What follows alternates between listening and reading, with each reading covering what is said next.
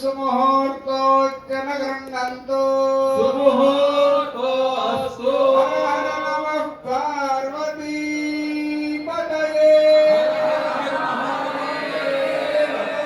ಗಣಶಂಕರಿ ಮಾತಾ ಕಿ ಶಾಕಂಭರಿ ಮಾತಾ ಕಿ ಚಂಡಿಕಾ ದುರ್ಗಾ ಪರಮೇಶ್ವರಿ ಮಾತಾ ಕಿ ಜಗನ್ಮಾತೆಯ ಮಹಾಪೂರ್ಣಾವತಿ ಸೇವೆಯನ್ನು ನಡೆಸಲಾಗಿದೆ.